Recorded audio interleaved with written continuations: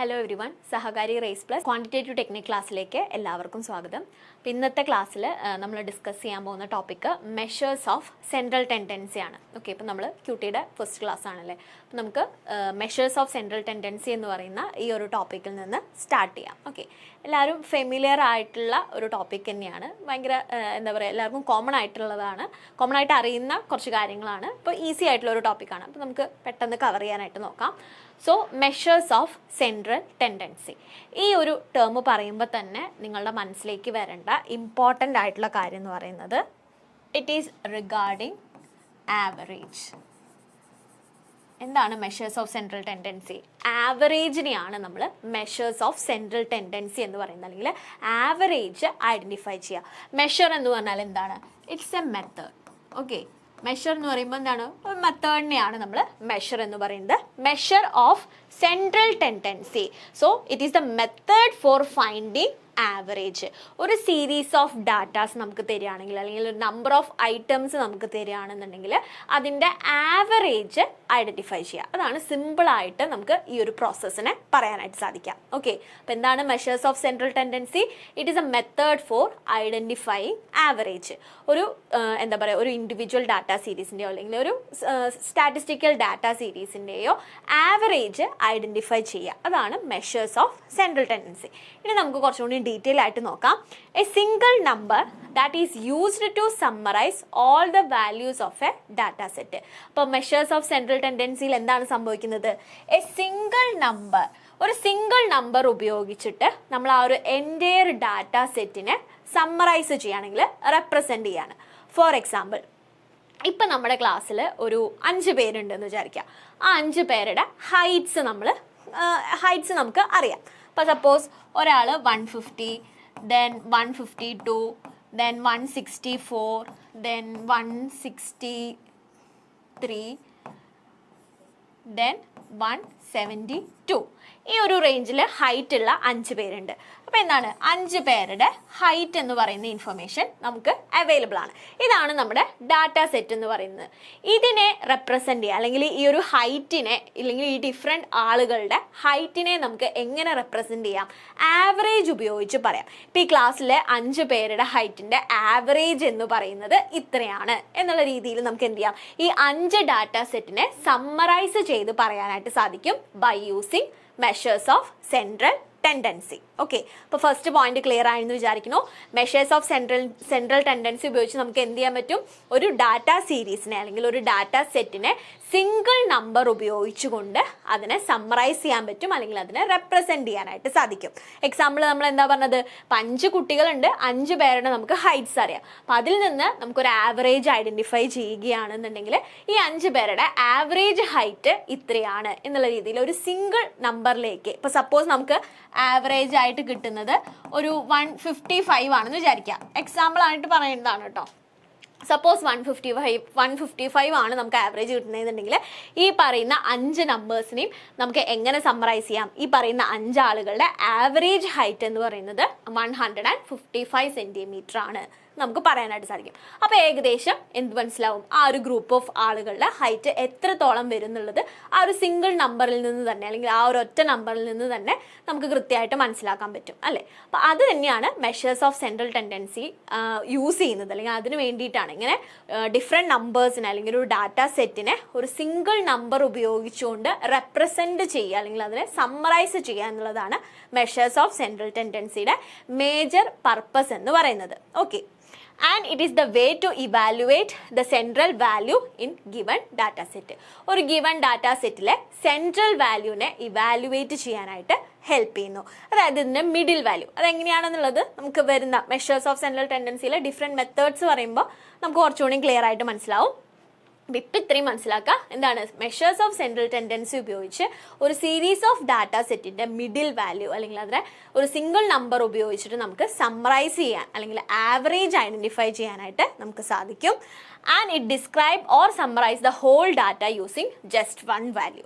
അത് നമ്മൾ പറഞ്ഞു അല്ലേ, ഈ പറയുന്ന 5 പേരുടെയും ഹൈറ്റിന് എന്താണ്, നമ്മൾ ആവറേജ് 155 ആണ് എന്നുള്ള ഒരു സിംഗിൾ നമ്പർ അല്ലെങ്കിൽ ഒരു സിംഗിൾ വാല്യൂ ഉപയോഗിച്ചുകൊണ്ട് നമുക്ക് റെപ്രസെൻറ്റ് ചെയ്യാനായിട്ട് സാധിക്കും by means of measures of central tendency and it is a part of descriptive statistics. Descriptive statistics ന്റെ ഒരു പാർട്ട് കൂടിയാണ് measures of central tendency and it represents the middle or center of a given data series. ഒരു data സീരീസിന്റെ middle അല്ലെങ്കിൽ centre പോർഷനെ ഇത് represent ചെയ്യും.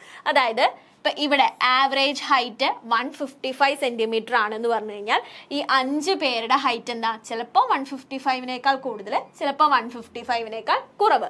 അപ്പം ആ ഒരു എന്താണ്, ആ ഒരു റേഞ്ചിൽ നിൽക്കുന്നു എന്നുള്ള ഒരു ഇൻഫർമേഷൻ ആണ് നമുക്ക് ഇതിൽ നിന്ന് മനസ്സിലാവുക അല്ലേ. ഇപ്പം 5 പേരുടെ ആവറേജ് ഹൈറ്റ് 155 ആണെന്ന് വെച്ച് കഴിഞ്ഞാൽ ചിലരുടെ ഹൈറ്റ് 155, 156, 157 ഒക്കെ ആവാം. ചിലരുടെ എങ്ങനെയായിരിക്കും 153, 152. അപ്പോൾ തൊട്ടു ആ ഒരു റേഞ്ചിലായിട്ടായിരിക്കും കിട്ടുന്നത് എന്നാണിത് മെൻഷൻ ചെയ്യുന്നത് അല്ലേ.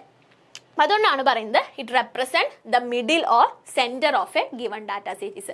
ഒരു ഡാറ്റ സീരീസിന്റെ സെന്റർ അല്ലെങ്കിൽ മിഡിൽ വാല്യൂ ഐഡന്റിഫൈ ചെയ്യാനായിട്ട് ഇത് ഹെൽപ്പ് ചെയ്യുന്നു. And it does not provide any information regarding individual data points within a series.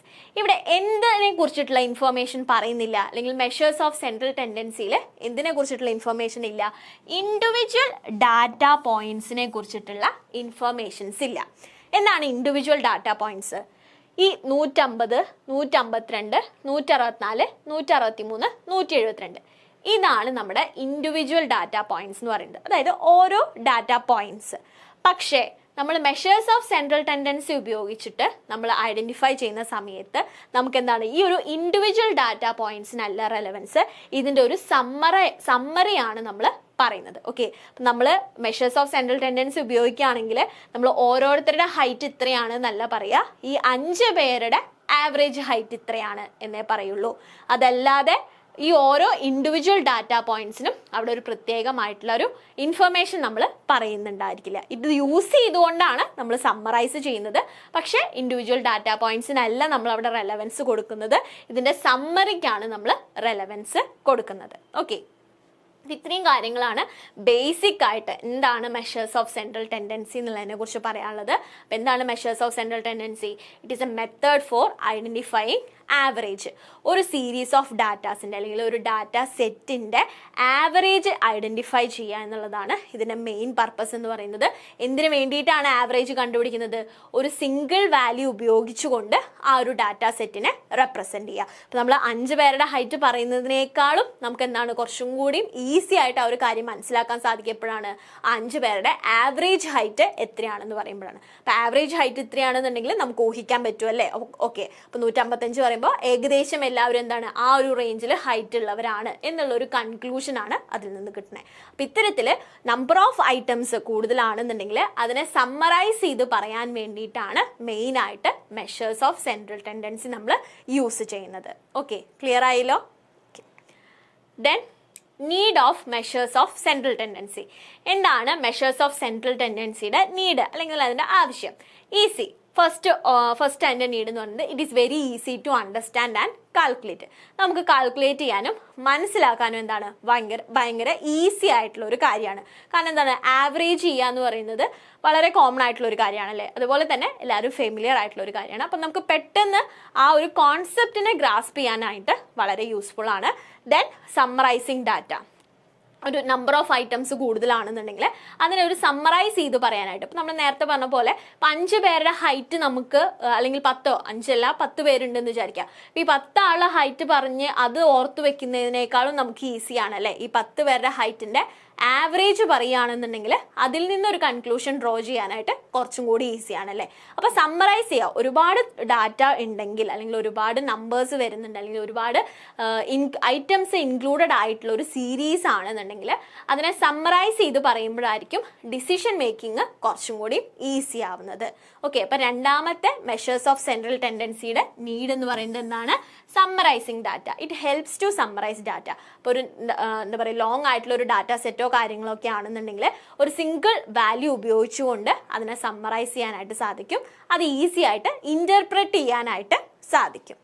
Then making comparison ചെയ്യാനായിട്ട് ഹെൽപ്ഫുൾ ആണ്. ഇപ്പോൾ ഫോർ എക്സാമ്പിൾ നമ്മുടെ ക്ലാസ്സിൽ ഇപ്പോൾ 10A എന്ന് പറയുന്ന ക്ലാസ്സിൽ 50 സ്റ്റുഡൻസ് ഉണ്ട് എന്ന് വിചാരിക്കുക. ഓക്കെ, 10A എന്ന് പറയുന്ന ക്ലാസ്സിൽ 50 സ്റ്റുഡൻസ് ഉണ്ട്. ഇവരുടെ ഫസ്റ്റ് മിഡ് ടേം എക്സാം കഴിഞ്ഞു. Okay, first mid term exam കഴിഞ്ഞു. സപ്പോസ് ഈ 50 പേരുടെ മാർക്കിൻ്റെ ആവറേജ് എന്ന് പറയുന്നത് 72.5 ആണെന്ന് വിചാരിക്കാം. എക്സാമ്പിളായിട്ട് പറയുന്നതാണ് കേട്ടോ. അപ്പോൾ 10A എന്ന് പറയുന്ന ക്ലാസ്സിൽ 50 കുട്ടികളുണ്ട്.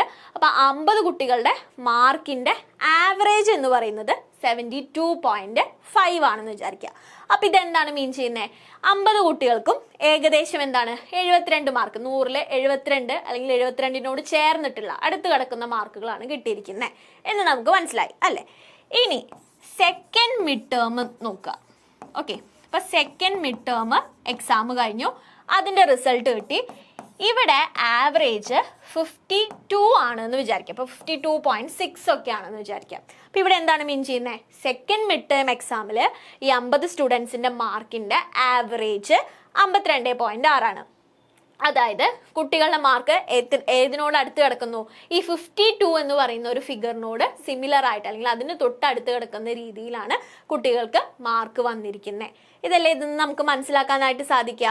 അപ്പം നമുക്ക് ഇന്ന് എന്തുകൂടി മനസ്സിലാക്കാം? സെക്കൻഡ് മിഡ് ടേം വന്ന സമയത്ത് കുട്ടികളുടെ പെർഫോമൻസ് കുറവായിരുന്നു എന്നുള്ള ഒരു കാര്യം കൂടി ഈസിലി ഐഡൻറ്റിഫൈ ചെയ്യാനായിട്ട് സാധിക്കും അല്ലേ? ഇപ്പം ഇതിന് പകരം നമ്മൾ 50 പേരുടെയും മാർക്കുകളാണ് നമുക്ക് അറിയാമെന്ന് വിചാരിക്കുക. അപ്പം 50 പേരിൽ ചിലവർക്ക് 74, 73, 72, 61 ഈ ഒരു റേഞ്ചിലുണ്ടായിരിക്കാം.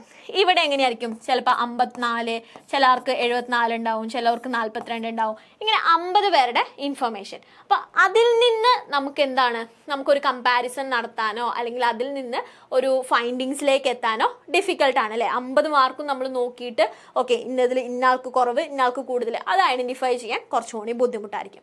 പക്ഷേ നമ്മൾ അതിൻ്റെ ഒരു ആവറേജ് അല്ലെങ്കിൽ നമ്മൾ അതിനെ സമ്മറൈസ് ചെയ്യുകയാണെന്നുണ്ടെങ്കിൽ കുറച്ചും കൂടി ഈസി ആയിട്ട് ആ ഒരു കോൺസെപ്റ്റിനെ മനസ്സിലാക്കാനും കുറച്ചും കൂടി ഈസി ആയിട്ട് കമ്പയർ ചെയ്യാനും നമുക്കൊരു ഫൈനൽ ഡിസിഷൻ എടുക്കാനും സാധിക്കും. അപ്പോൾ ഫസ്റ്റ് കേസിൽ ആവറേജ് 72.5 ഉണ്ടായിരുന്നു ഫസ്റ്റ് മിഡ് ടേമിൽ.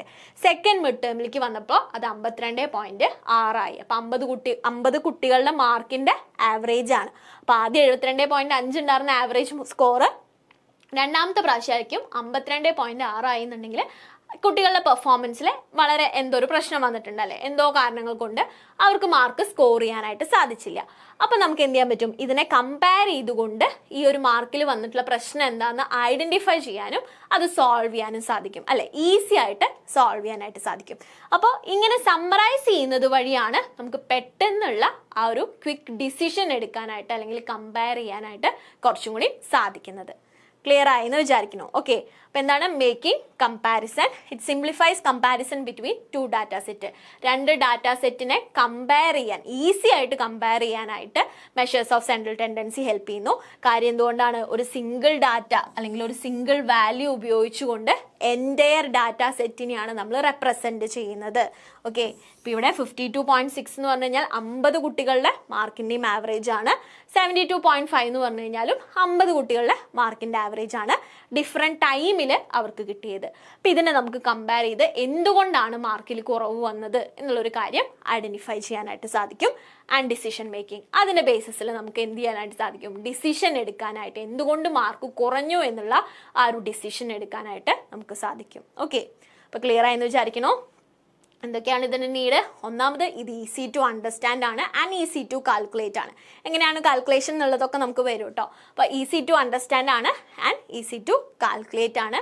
അതേപോലെ തന്നെ ലോങ് ആയിട്ടുള്ള അല്ലെങ്കിൽ ലാർജ് ആയിട്ടുള്ള ഡാറ്റ സെറ്റിനെ സമ്മറൈസ് ചെയ്ത് പെട്ടെന്ന് മനസ്സിലാകുന്ന രീതിയിലേക്ക് കൺവേർട്ട് ചെയ്യാൻ അല്ലെങ്കിൽ പെട്ടെന്ന് ഗ്രാസ്പ് ചെയ്യുന്ന രീതിയിലേക്ക് സമ്മറൈസ് ചെയ്യാനായിട്ട് measures of central tendency help ചെയ്യുന്നുണ്ട്. 2 ഡാറ്റ സെറ്റുകളെ തമ്മിൽ കമ്പയർ ചെയ്യാനായിട്ടും ഹെൽപ്പ് ചെയ്യുന്നുണ്ട്.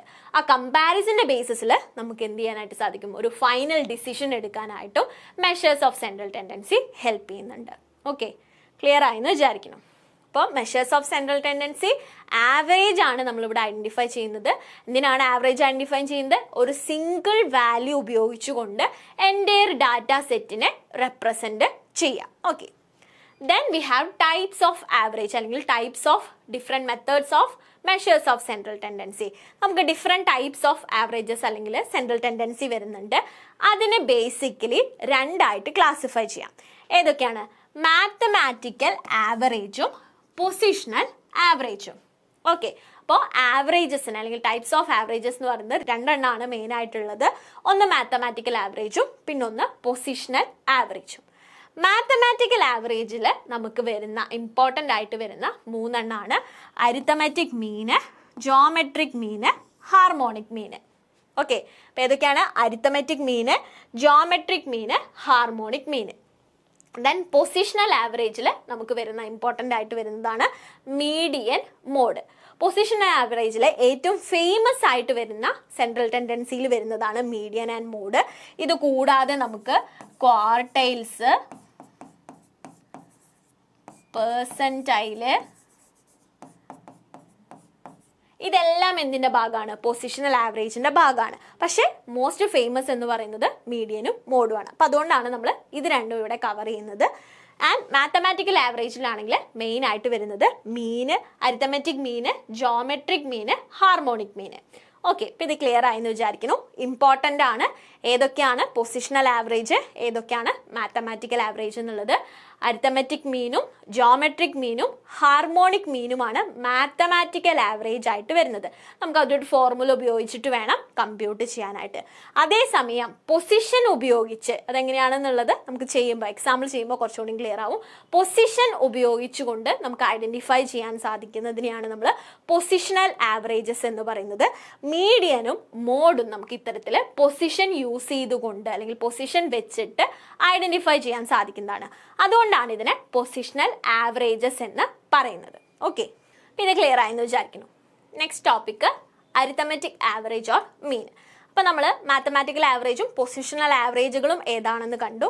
ഇനിയിപ്പോൾ അത് ഡീറ്റെയിൽ ആയിട്ട് നമുക്ക് നോക്കാം. ഓരോന്നും എന്താണ് അതിൻ്റെ ഇമ്പോർട്ടൻ്റ് ആയിട്ടുള്ള ഫീച്ചേഴ്സ്, എങ്ങനെയാണ് അതിൻ്റെ കാൽക്കുലേഷൻ തുടങ്ങിയ കാര്യങ്ങളാണ് നെക്സ്റ്റ് നമ്മൾ ഡിസ്കസ് ചെയ്യാനായിട്ട് പോകുന്നത്. Okay, so the first one is arithmetic average അല്ലെങ്കിൽ arithmetic mean. It is the most popular of all averages. എല്ലാ ആവറേജസിലെയും ഏറ്റവും പോപ്പുലർ ആയിട്ട് വരുന്നതാണ് അരിത്തമെറ്റിക് മീൻ അല്ലെങ്കിൽ അരിത്തമെറ്റിക് ആവറേജ് എന്ന് പറയുന്നത്. For a common man average means arithmetic mean. ഇപ്പോൾ എന്താ പറയുക, ഒരു ലെയ്മാനെ സംബന്ധിച്ചിടത്തോളം അല്ലെങ്കിൽ ഒരു കോമൺ മാൻ, അതായത് ഇതിനെക്കുറിച്ച് കൂടുതലായിട്ട് ഇത്ര ടൈപ്പ് ഓഫ് മീൻസ് ഉണ്ട്, ആവറേജ് ഉണ്ട്, അതൊന്നും അറിയാത്ത ഒരാളെ സംബന്ധിച്ചിടത്തോളം ആവറേജ് എന്ന് പറഞ്ഞു കഴിഞ്ഞാൽ അയാൾക്കതെന്താണ്? അരിത്തമെറ്റിക് മീൻ ആണ്. നമ്മുടെ ബേസിക് ആയിട്ടുള്ള ആവറേജ് കമ്പ്യൂട്ടേഷൻ ആണ് ഈ ഒരു അരിത്തമെറ്റിക് മീനിൽ വരുന്നത്. ഓക്കെ, അപ്പം അതുകൊണ്ട് തന്നെയാണ് ഇത് ഏറ്റവും ഫേമസ് ആണ് അല്ലെങ്കിൽ പോപ്പുലർ ആയിട്ടുള്ള ഒരു ആവറേജ് ആയിട്ട് കൺസിഡർ ചെയ്യുന്നതും. ഇത് ചെയ്യുമ്പോൾ നിങ്ങൾക്ക് മനസ്സിലാവും എന്തുകൊണ്ടാണ് ഇത് പോപ്പുലർ ആയെന്നുള്ളത്. It is the value obtained by adding together all the items and by dividing the total number of items. എങ്ങനെയാണ് നമ്മൾ അരിത്തമെറ്റിക് മീൻ അല്ലെങ്കിൽ അരിത്തമെറ്റിക് ആവറേജ് കാൽക്കുലേറ്റ് ചെയ്യുന്നത്? It is the value obtained by adding together all the item. ഒരു data സെറ്റിൽ എത്ര items ഉണ്ടോ ആ ഐറ്റംസിനെ എല്ലാം ആഡ് ചെയ്യുന്നു. ഓക്കെ, ഇപ്പോൾ 10 ഐറ്റംസ് ഉണ്ടെങ്കിൽ ആ 10 ഐറ്റത്തിൻ്റെയും സമ്മാണ് നമ്മൾ എടുക്കുന്നത്.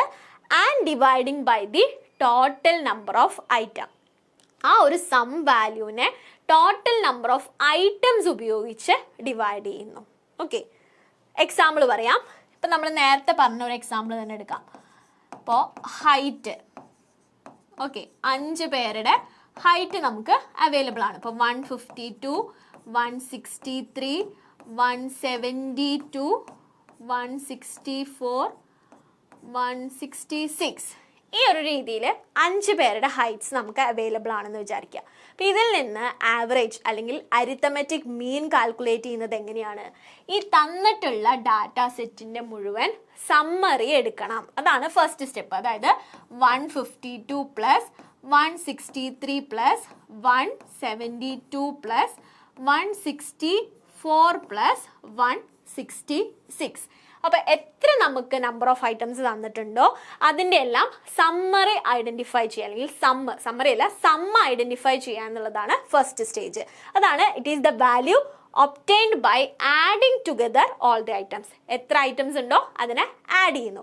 അപ്പോൾ നമ്മൾ എന്ത് ചെയ്യുന്നു? 152നെയും 163നെയും 172നെയും 164നെയും 166നെയും ആഡ് ചെയ്യുന്നു.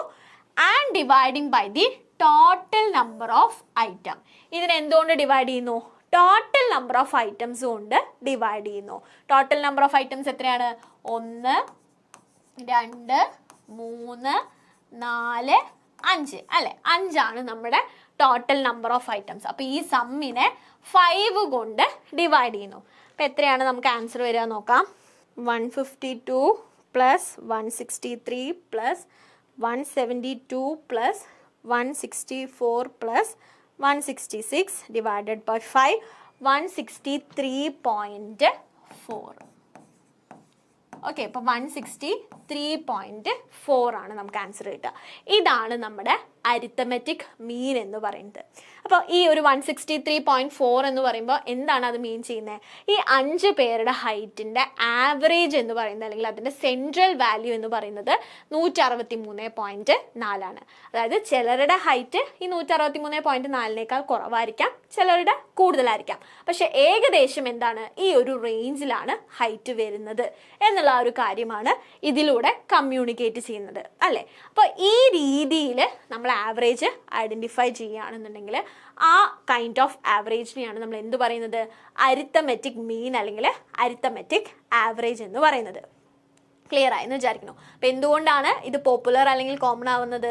കാരണം ഈസി ആയിട്ട് കാൽക്കുലേറ്റ് ചെയ്യാൻ പറ്റുന്നതാണ് അല്ലേ. എത്ര ഡാറ്റ ഐറ്റംസ് ഉണ്ടോ അതിൻ്റെ ടോട്ടൽ എടുക്കുന്നു, അതേ ഡിവൈഡഡ് ബൈ അതിൻ്റെ ടോട്ടൽ നമ്പർ ഓഫ് ഐറ്റംസ് കൊണ്ട് ഡിവൈഡ് ചെയ്യുന്നു. അപ്പോൾ ഇവിടെ നമുക്ക് 5 ഡാറ്റാ സെറ്റ് തന്നിട്ടുണ്ട്. ആ 5 ഡാറ്റാ സെറ്റിൻ്റെ സം ആദ്യം കാൽക്കുലേറ്റ് ചെയ്യുന്നു. ഓരോ ഐറ്റത്തിനെയും ആഡ് ചെയ്തുകൊണ്ട് സമ്മ് കാൽക്കുലേറ്റ് ചെയ്യുന്നു. Then divided by the total number of items. എത്ര ഐറ്റംസിനെയാണോ നമ്മൾ ആഡ് ചെയ്തത് അതിൻ്റെ ടോട്ടൽ നമ്പർ ഉപയോഗിച്ചുകൊണ്ട് ഡിവൈഡ് ചെയ്യുന്നു. Then we will get arithmetic average. Okay, അപ്പോൾ അതിൻ്റെ കമ്പ്യൂട്ടേഷൻ ക്ലിയർ ആയെന്ന് വിചാരിക്കുന്നു. നമ്മൾ ഇതിൻ്റെ എക്സാമ്പിളൊക്കെ ചെയ്യൂ കേട്ടോ. Okay, arithmetic mean calculated four ungrouped data and grouped data. അപ്പോൾ നമുക്ക് എന്താണ് ഗ്രൂപ്പ്ഡ് ഡാറ്റയ്ക്ക് വേണ്ടിയിട്ടും അൺഗ്രൂപ്പ്ഡ് ഡാറ്റയ്ക്ക് വേണ്ടിയിട്ടും അരിത്തമെറ്റിക്കൽ മീന് കാൽക്കുലേറ്റ് ചെയ്യാം. അപ്പോൾ എന്താണ് ഗ്രൂപ്പ്ഡ്, എന്താണ് അൺഗ്രൂപ്പ്ഡ് നമുക്ക് നോക്കാം. Arithmetic mean for ungrouped data means individual series. Okay, അപ്പോൾ അരിത്തമെറ്റിക് മീന് നമുക്ക് ഗ്രൂപ്പ്ഡ് ഡാറ്റയ്ക്ക് വേണ്ടിയിട്ടും അൺഗ്രൂപ്പ്ഡ് ഡാറ്റയ്ക്ക് വേണ്ടിയിട്ടും കമ്പ്യൂട്ട് ചെയ്യാമെന്ന് പറഞ്ഞു. ഇനി എന്താണ് അൺഗ്രൂപ്പ്ഡ് ഡാറ്റ? അൺഗ്രൂപ്പ്ഡ് ഡാറ്റ എന്ന് വെച്ച് കഴിഞ്ഞാൽ ഇൻഡിവിജ്വൽ സീരീസിനെയാണ് നമ്മൾ അൺഗ്രൂപ്പ്ഡ് ഡാറ്റ എന്ന് പറയുന്നത്. ഓക്കെ, ഇൻഡിവിജ്വൽ സീരീസിനെയാണ് നമ്മൾ അൺഗ്രൂപ്പ്ഡ് ഡാറ്റ എന്ന് പറയുന്നത്. എന്താണ് individual series? A statistical series where the value or where the observation appears only once. എന്നാണ് ഒരു സ്റ്റാറ്റിസ്റ്റിക്കൽ സീരീസിൽ അതിലെ ഓരോ ഒബ്സർവേഷൻ്റെയും ഫ്രീക്വൻസി എന്ന് പറയുന്നത് ഒന്നായിരിക്കും. അതല്ലെങ്കിൽ ഓരോ ഒബ്സർവേഷനും ഒരു തവണ മാത്രം അപ്പിയർ ചെയ്യുന്നത്. For example age. ഓക്കെ, ഒരു 5 വ്യക്തികളുടെ ഏജ് എന്ന് പറയുന്ന ഒരു ഡാറ്റ സെറ്റ് നിങ്ങൾക്ക് തന്നിട്ടുണ്ടെന്ന് വിചാരിക്കുക. അപ്പോൾ സപ്പോസ് അവരുടെ ഏജ് 24, 22, 21, 26. ഓക്കെ, ഒരെണ്ണം കൂടി വേണമല്ലേ, 28. ഓക്കെ, അപ്പോൾ 5 പേരുടെ ഏജിൻ്റെ ഒരു ഡാറ്റ സെറ്റ് നിങ്ങൾക്ക് തന്നിട്ടുണ്ട്.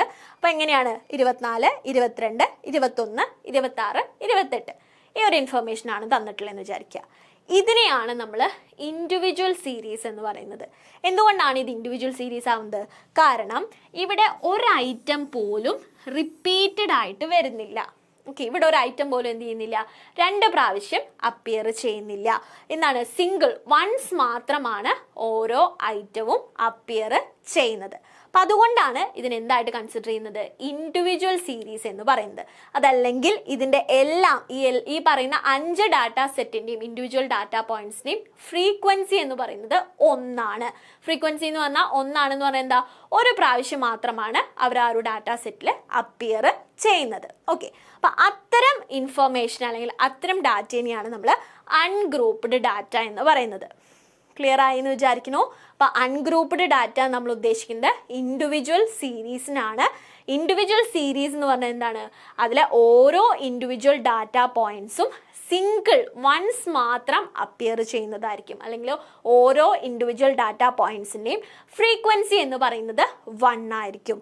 ഒരു പ്രാവശ്യം മാത്രമേ അത് ആ ഒരു ഡാറ്റ സെറ്റിൽ അപ്പിയർ ചെയ്യുന്നുള്ളൂ എന്നുണ്ടെങ്കിൽ അതിനെയാണ് നമ്മൾ ഇൻഡിവിജ്വൽ ഡാറ്റ സീരീസ് എന്ന് പറയുന്നത്. ക്ലിയർ ആണല്ലോ. Then arithmetic mean for grouped data. ഇനി arithmetic mean can be calculated for grouped data എന്ന് പറയുന്നുണ്ട്. എന്താണ് grouped data? Discrete and continuous സീരീസിനെയാണ് നമ്മൾ ഗ്രൂപ്പ്ഡ് ഡാറ്റ എന്ന് പറയുന്നത്. ഓക്കെ, ഡിസ്ക്രീറ്റ് സീരീസിനെയും കണ്ടിന്യൂസ് സീരീസിനെയും രണ്ടിനെയും നമ്മൾ എന്തായിട്ടാണ് കൺസിഡർ ചെയ്യുന്നത്? ഗ്രൂപ്പ്ഡ് ഡാറ്റ ആയിട്ടാണ് കൺസിഡർ ചെയ്യുന്നത്. ഇനി എന്താണ് ഡിസ്ക്രീറ്റ് സീരീസിൽ വരുമ്പോൾ? ഡിസ്ക്രീറ്റ് സീരീസിൽ വരുമ്പോൾ വി വിൽ ഹാവ് ഫ്രീക്വൻസി.